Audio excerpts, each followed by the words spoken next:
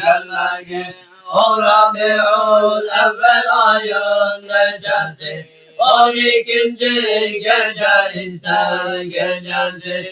Dedi gördüm o Habibin anası, bir acem nur kim güneş mervanesi.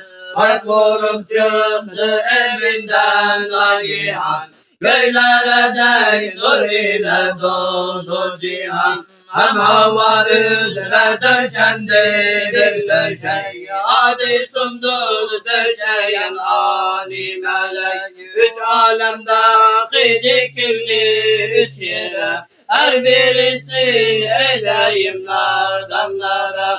Mağlubi maşrukta ikisi anı, biri damında dikildi yabanı. Bildim onlardaki o hakim baki, kim yakın oldu cihana gelmek.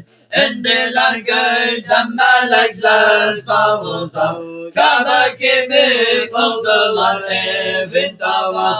Yarılıp divarı çıktı nagihan, gördü üç hurrimene oldu ayan. Çevre yanıma gelip oturdular, Mustafa'yı birbirine koştular. Bu senin oğlu gibi kadri celil, bir anaya vermemiştir delil. Ulu devlet buldun ey Dilara sen, doğru sedra senden Efuki Hasan. Bu gelen ilmuların sultanıdır, bu gelen tevhidin farkanıdır. Vesfini bu vesme tertip ettiler, o mübarek nura terkip ettiler.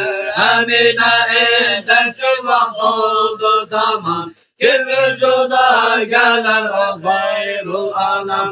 Susadım gayet hararetten vardır, sundular bir cem dolusu şerbeti.